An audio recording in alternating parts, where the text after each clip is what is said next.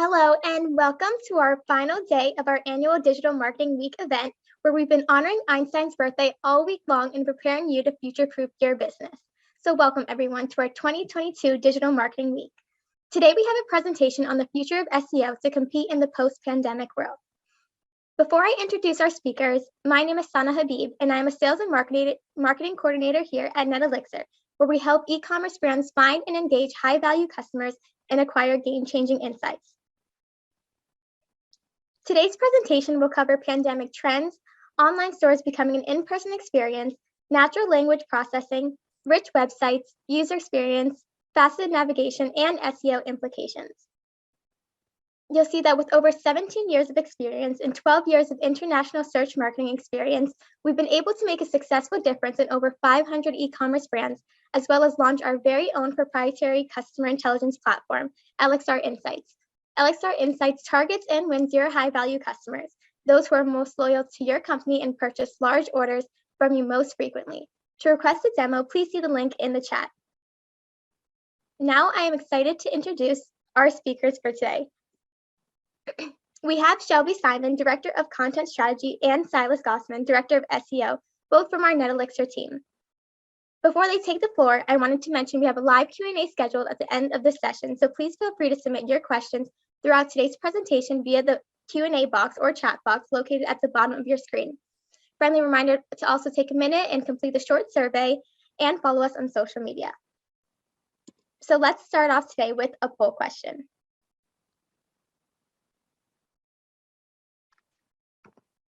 So who has begun preparing their online stores to give shoppers an in-person experience? And I will give you about 30 seconds to answer. Okay, and we have our results. 72% have not, and that is okay because we have an amazing presentation. So now I will kick it off to our speakers. Thanks so much. Hello, everyone. So we all know that the pandemic established a new normal, and we wanted to quickly confirm that with some data. So 54% of Americans have actually said that the behaviors they adopted during the pandemic now feel normal. So it's not just marketing rhetoric. It is really true that American consumers feel that what is normal has changed. During the pandemic, 40% of Americans tried a new shopping method. And perhaps most importantly, 60% who adopted a new behavior during this new normal plan to stick with it. So the pandemic really did change everything. And for those of us in e-commerce spaces, most importantly, changed how people shop, particularly online. That shopper behavior and mindset shift in the pandemic had some important changes. The first that I'd like to call out is the rise of buy online and pick up in store. So initially during the pandemic, this was typically because people were not going into stores. But as the convenience factor rose, we saw the share of retailers offering curbside pickup actually increased by 44%. And 3/4 of people who tried curbside pickup or buy online pickup in store or a delivery related to that want to continue that. That convenience mindset of these new factors obviously became really appealing and something people want even after they were able to go into stores and felt more comfortable doing so. The other big change in behavior, mindset, and shift in the pandemic was the rise of buy now, pay later. So we've seen a 200% increase in searches associated with this term. So shoppers really wanted the ability to get the convenience of purchasing immediately without having to actually fund that purchase. So not only were they looking for convenience in terms of delivery and shopping and buying online, they also really wanted the immediacy, even if it was something that they could not necessarily afford to pay in full. There's a lot of data on this slide because it's particularly important to call out how that shift impacted brand loyalty and the role of brand websites, especially before Silas digs into some SEO things. So as customers became more brand loyal and went directly to brand websites, the online shopping experience became the equivalent of an in-store shopping experience for a lot of brands. Consumers said that they expect to shop solely online for a lot of big sales and purchases. This is something that we saw during the holiday season and something we expect to continue to see. A lot of shoppers are now budget shopping and bargain shopping online exclusively. Almost 60% of consumers are going out of their way to purchase directly from brands. This was a really big shift because you would have thought with the rise of convenience options, brand direct would not be as popular. But what we're really seeing is that loyalty became really important as brands were communicating their authenticity and their brand values during the pandemic and in response to a global crisis. We also saw that confirmed in terms of asking consumers directly if they are brand loyal. And partially that was because consumers seem to believe that shopping brand direct offers better quality. One of the things we've seen, for example, is in skincare, shoppers on Amazon are concerned that what they're getting is not real, that they're getting knockoff products, even though they're paying full price. So by purchasing brand direct, they're assuring that they're getting the brand that they want and that they're getting the quality. They feel like if something were to go wrong, brands are more likely to make it right. As I said, most consumers seem to feel that that authentic experience and the personalization of brand direct is the equivalent of shopping in stores.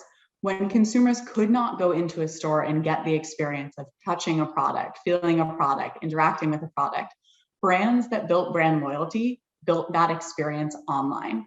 Your brand site became the new and honestly maybe even improved in-store experience. The improvements were because of convenience, because of the authenticity, and because of those personalization factors. People connected more with brands online during the pandemic, which really changed the role of brand sites. With that shift, Silas will dig into how the brand store website is really important from an SEO perspective. Silas, over to you. Thank you, Shelby. So first, to sort of set the stage for why capturing this brand is so important in 2022, sort of trace the past several years of trends of Google's technological improvements and where those intersect sort of with the drastic change in buyer behavior that we saw during the pandemic and that will also persist post-pandemic world.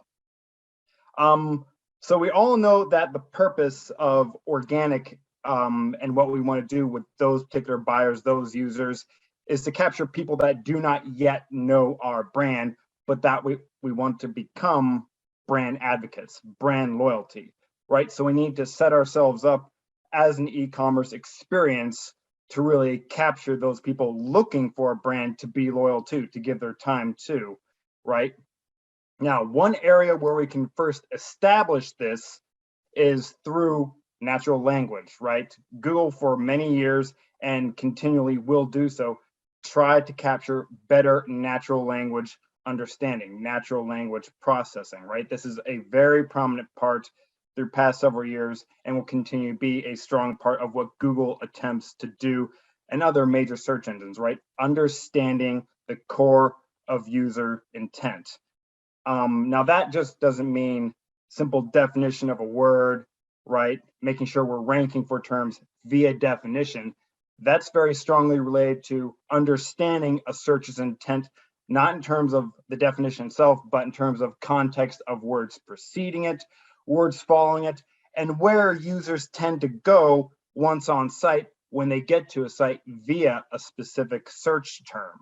Now, to make sure users have that ability to navigate where they tend to want to go, we have to make sure that the intent behind that search term is captured throughout multiple aspects of our site, right? Now, for capturing intent, in SEO, we really talk about capturing the question, right? Users that are top of funnel that don't know our brand yet, but that we'd like to become brand advocates, have a question behind their visit. So we need to make sure we're doing our due diligence in terms of research to understand those questions and to provide the answers for them throughout our website. Now, obvious examples of this and common examples are things like proper use of FAQ content where it's relevant in multiple aspects throughout the site. That can be strict FAQ pages But that could also be less known and less commonly used things like category page FAQ at the e-commerce level, right? Where we're not just addressing more general questions about our services, but we're also addressing questions at the category product specific level. Now, to talk about how this would be most useful in a way to make sure we're capturing audience or demographic that are most likely to be specific advocates for our brand, we need to not just use questions that could be questions anybody in our own industry might use. The best way to approach this is to actually do internal research. What questions are our users specifically asking? And there are many data sources we can go to in Search Console, in analytics, through other on-sites where we actually have users asking us questions. And we can take those questions and create informative content based on it. So it actually becomes converting content, but also content that ranks in SERPs in a way that's unique. Now, that idea of uniqueness is going to be very prevalent throughout all the following slides. Moving next, we talk about in-person experience, right? Now, we get the users on site with unique brand presence in SERPs. But once they're on site, we need to, again, do something that converts them from top of funnel to brand advocates. And a great way to do that is through offering experience beyond simple, here's a category pages, here's the related product pages, right? We need to make sure we offer things unique to us that lets users know, like, we are definitely the X factor brand that you want to see for this particular area of products. And UX is a great way to do that. Now, several examples you see here that are considered traditional rich media are things like good use of imagery, right? We don't want just simple content, simple copy on the page in terms of SEO anymore. This goes to several front-facing elements like images, video, right? What we can do to showcase our product, 360 imagery if possible. Another thing that's very important for that UX factor is having a very clear site hierarchy, right? Simple navigation that really eases the process of moving down from top of funnel to mid funnel. But as we do this, we're going back to the idea of that in-person user, where we think, all right, if a person's in a store and want to navigate around, what's the most logical progression of products? What's the most logical order of products? What are people most likely to buy while here? Where are they least likely to buy while here? And what's the most common pairing of products?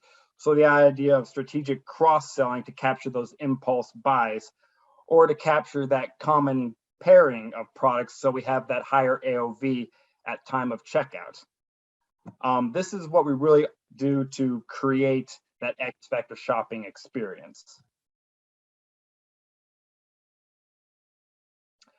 Now, in order to make sure we have the correct hierarchy, the most useful hierarchy for our own internal set of products and services, and to make sure we have the most logical progression for our own particular set of products, one thing that will definitely be important in 2022 for SEO is a very strong experimentation mindset. Again, I mean, we're far away from the days of just ranking for terms. And there's something that I feel is a very strong philosophy when it comes to SEO. Good SEO gets a person on site. Good UX keeps a person on site. But anymore, good UX is a lot more than just traditional best practice, right? Those will help you, but to really push the factor further from best practices, you need to do some strong experimentation, constantly have that experimentation testing mindset. So look to your own subsets of category pages where you're performing well. If you have two similar pages that are performing well and you have a strong idea in mind that you think might push that conversion a little bit further, try out those different sets of experimentation for those different pages. From there, take your data. What's performing better in terms of the changes made to this page as opposed to this page? And that's something that's worth your time doing constantly in a revolving manner. So you can constantly refine, this is my niche audience. This is where the X factor is for giving my users the best experience they want. So you really start to define your own demographic and offer them the best possible experience. Experimentation will be key for this.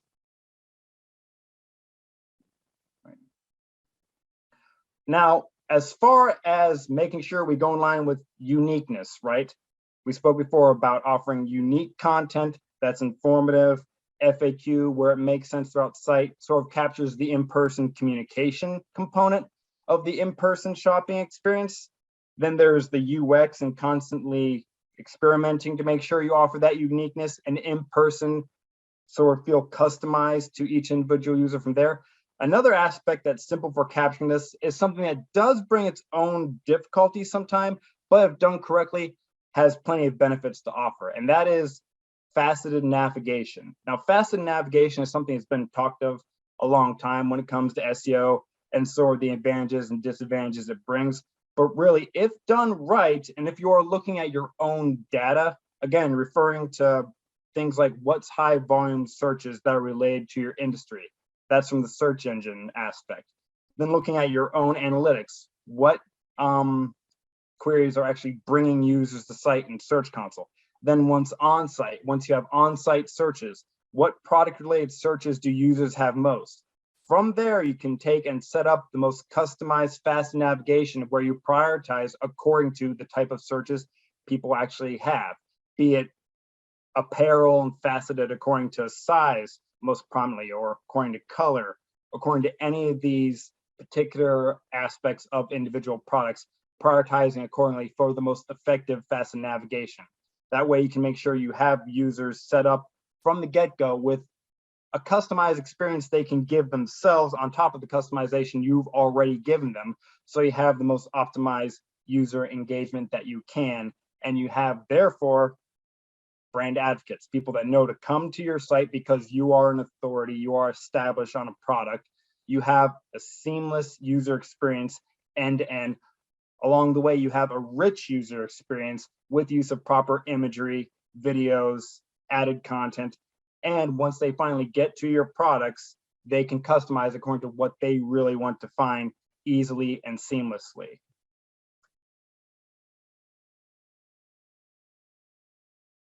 So at the end of all of this, for 2022, some of the strongest SEO specific implications as far as taking that aspect of in-store shopper experience and bring it to your e-com site. Remember language, right? We are trying to speak to specific user intent through all aspects of our site and really capture authority on that intent within all aspects of our site, or at least end-to-end along the buyer's journey. Next, we are significantly augmenting that experience with rich elements that are visual and engaging, right? And continually push people down and down the funnel. Next, there's UX best practices, but we want to go beyond best practices. Traditional UX needs to move much more strongly into experimentation whenever possible, whenever it makes sense, so we can constantly improve and really design an experience based around our niche audience, our core demographic. Make sure we have that captured throughout every aspect of the site. And lastly, look at other different ways you can already have that customization built in, such as faceted navigation, right? To make it really easy so the audience sort of has control over their own shopping, right? And that's really what we have in terms of SEO and what we should consider moving into 2022 to capture that huge surge in buyers through e-com, and what we can do to make sure they become brand advocates from start to finish. Thank you.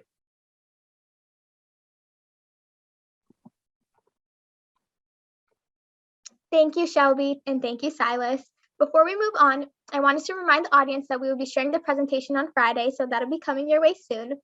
Next, we're going to kick off the live Q&A session, so please feel free to continue submitting any questions you have via the chat box or the Q&A button located at the bottom of your screen. If we don't have time to get to yours, we'll be sure to have someone reach out to you. So let's start with question 1. What is the most important feature a brand should have on their website?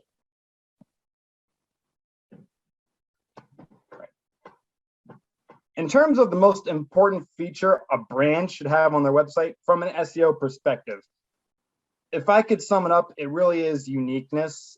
And by uniqueness, I mean uniqueness as it relates to all the previous elements we discussed. So uniqueness on authority of industry, right? That X factor. But also uniqueness of how you approach UX. Yes, you can have all those rich elements, but how do you tie them specifically to your brand, right? You need to have a very recognizable feature that a user knows to tie to your site. So the minute they see it, be it from SERPs, a slip line of meta title and description, or when they're actually on site in mobile device or in desktop device, they recognize it as this is this brand. I know to return here to receive this particular kind of experience. So uniqueness is how I'd sum that up. To build on that, Silas, I think a critical component of uniqueness to answer this question is coming back to the brand values and authenticity. You want the uniqueness from the SEO perspective, but you also want to get the uniqueness from a branding perspective. The market is certainly crowded, and because the pandemic changed shopper behavior and mindset, we do want to build that brand loyalty. We cannot build that unless your brand is unique and stands out in the market. And the way to do that is by communicating your brand values and by communicating the authenticity of what makes your brand. I would recommend people consider blogging. I would definitely check your FAQ page and your About Us. They should be succinct and optimized for SEO, but they should also really clearly tell your brand story. Thank you. Well, it looks like we're getting close to the end of our webinar, so thank you again, Shelby and Silas. Before you go, I wanted to share some special offers with all of you. NetElixir wants to introduce you to your high-value customers by downloading our latest Consumer Insights report, where we break down the search, shop, buy behavior for high-value customers across 9 retail categories. Visit netelixir.com/basis to download or press the link in the chat. For the next offer, we want to know if you're ready for the future of marketing. We are offering a checklist to future-proof your business, which you can download at netelixir.com/events/DMW, the same link you used to register for today's webinar. And that concludes today's event. Thank you, Shelby and Silas, again for the amazing presentation, and all of you for attending and making NetElixir's Digital Marketing Week 2022 a great one. Thank you and have a great day.